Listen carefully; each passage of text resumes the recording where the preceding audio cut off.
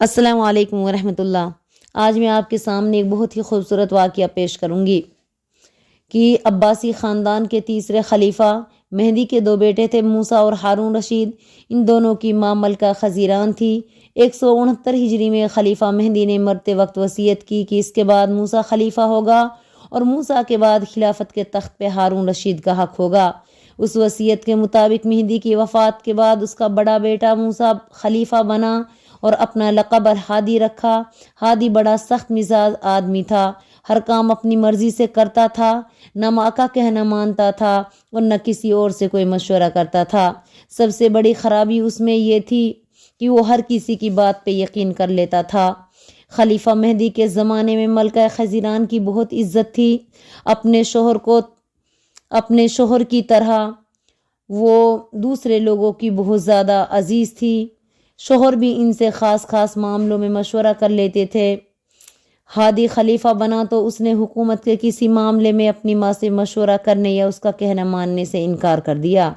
اس پر ماں نے ناراضگی کا اظہار کیا تو ہادی کا غصہ بھڑک اٹھا اور اس نے حکم دیا کہ کوئی سرکاری افسر یا دربار کا کوئی دوسرا امیر میری ماں کے سلام کو نہیں جائے گا، اگر جائے گا تو اس کو سخت سزا دی جائے گی۔ ایک دفعہ ہادی کو کسی نے خبر دی کہ اس کا چھوٹا بھائی ہارون رشید فوج کے افسروں سے میل جول رکھتا ہے اور وہ چاہتا ہے کہ فوج کی مدد سے خود خلیفہ بن جائے۔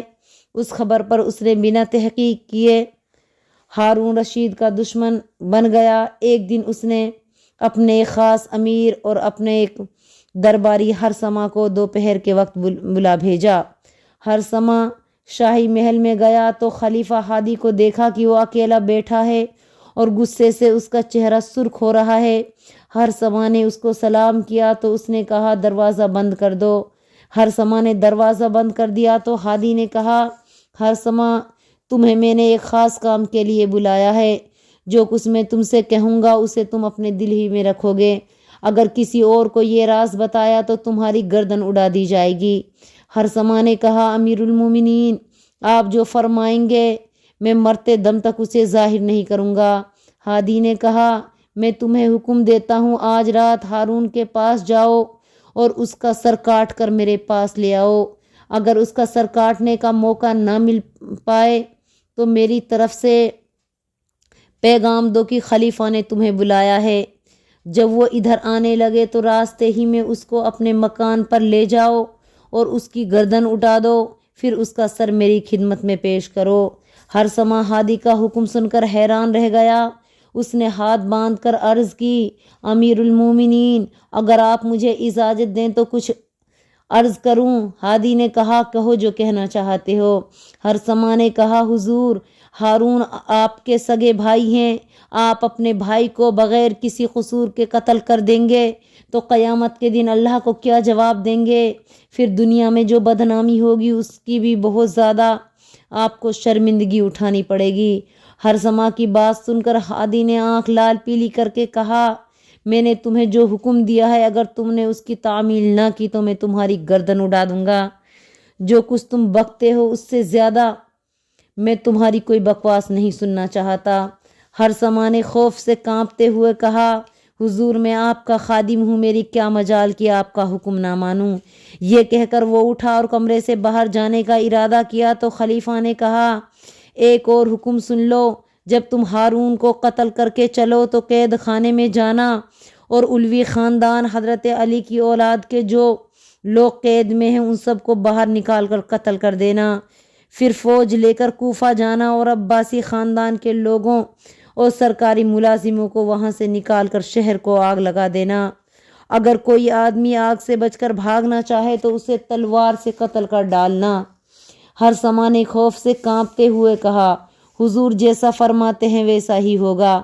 پھر اس نے کمرے سے نکلنا چاہا لیکن خلیفہ نے گرج کر کہا تم آدھی رات سے پہلے اس کمرے سے باہر نہیں نکل سکتے۔ یہ سن کر ہرسمہ وہیں بیٹھ گیا۔ اب خلیفہ نے باہر نکل کر دروازہ بند کر دیا اور محل کے زنان خانے میں چلا گیا۔ اس کے جانے کے بعد ہرسمہ کا ڈر کے مارے سخت برا حال ہو گیا۔ اس کو رہ کر یہ خیال آتا تھا کہ 2 مرتبہ خلیفہ کو ٹوکا ہے، اس لیے وہ مجھ سے ناراض ہو گئے اور آدھی رات تک مجھے قتل کرا دے گا۔ दरवाज़ा बाहर से बंद था, इसीलिए बाहर भी निकल कर नहीं भाग सकता था। यही सोचते सोचते रात का पहला पहर गुजर गया। इतने में दरवाज़ा खुला। खलीफा का एक खादिम अंदर आया और उसने हरसमा से कहा, मेरे साथ आओ। हरसमा को अब यकीन हो गया कि खलीफा ने उसे कत्ल का हुक्म दिया है। वो कांपता कांपता खादिम के पीछे चल पड़ा। जब जनान खाने के पर्दे के करीब पहुंचा तो उसको अंदर से औरतों की आवाज़ सुनाई दी। खादिम ने उससे कहा कि पर्दा उठाकर अंदर आओ, लेकिन हरसमा को अंदर जाने की हिम्मत ना हुई। खादिम ने उससे बार बार कहा अंदर आओ, लेकिन उसने हर बार इनकार कर दिया और कसम खाकर कहा, जब तक अमीरुल मोमिनीन मुझे हुक्म ना देंगे मैं शाही जनान खाने के अंदर नहीं जाऊंगा। उस वक्त पर्दे के पीछे से आवाज़ आई, हरसमा डरो मत, अंदर आ जाओ, मैं खजीरान हूँ। उस वक्त एक अजीब हादसा हुआ है। खलीफा की वालदा का हुक्म सुनकर हरसमा ने पर्दा उठाकर अंदर कदम रखा तो देखा कि आगे एक और पर्दा तना हुआ है और खजीरान उसके पीछे है। हरसमा की आहट पाकर उसने कहा, हरसमा तुम्हारे खलीफा हादी का यकायक इंतकाल हो गया है और अल्लाह ने तुमको और तमाम मुसलमानों को उसके जुल्म से बचा लिया है। हरसमा ने कमरे में इधर उधर देखा तो उसको एक कोने में हादी की लाश पड़ी नजर आई। उस पर एक रेशमी चादर पड़ी हुई थी। हरसमा ने करीब जाकर चादर उठाई और हादी की नब्ज़ पर हाथ रखा तो उसे बंद पाया।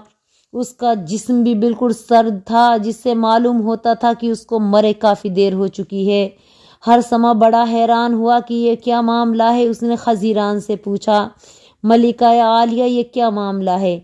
खजीरान ने कहा, बेटा हादी ने दिन के वक्त जो बातें तुमसे की थी मैंने वो सब सुन ली थी। जब वो अंदर आया तो मैंने उससे कहा कि तुमने जो हुक्म हरसमा को दिया है वापस ले लो, ये सरासर जुल्म है। लेकिन मेरी बात का हादी पर कोई असर ना हुआ।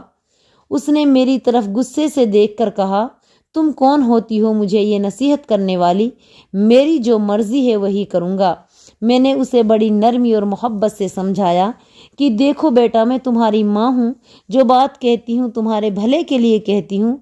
अगर तुम इस जुल्म से बाज नहीं आओगे तो अल्लाह भी नाराज़ होगा और दुनिया भी तुम पर लानतें भेजेगी।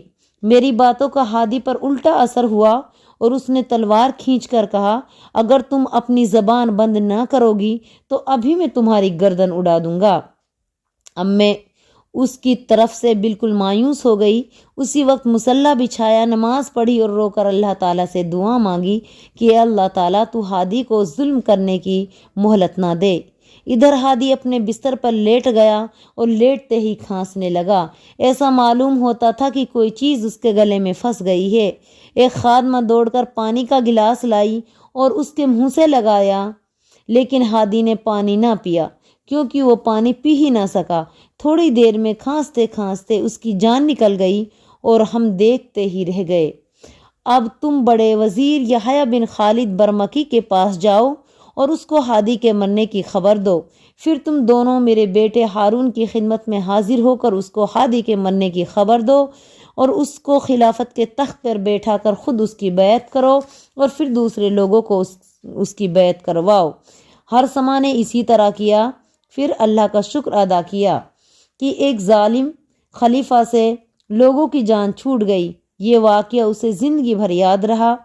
वो लोगों को सुनाया करता था और कहता था कि माँ की बद्दुआ से बचो, कभी किसी पर जुल्म करने का ख्याल तक दिल में ना लाओ। तो ये वाक़या था हारून रशीद के बड़े भाई हादी का। तो हमें इससे सबक हासिल करना चाहिए कि अल्लाह पाक की लाठी में आवाज़ नहीं, वो कभी भी जालिम से उसके जुल्म का बदला ले सकता है, कभी भी वो जालिम को मुंह के बल गिरा सकता है। तो हमें अल्लाह की ज़ात पर अच्छी उम्मीद होनी चाहिए और अल्लाह ताला से हमें खौफ भी होना चाहिए। अस्सलामु अलैकुम व रहमतुल्लाह।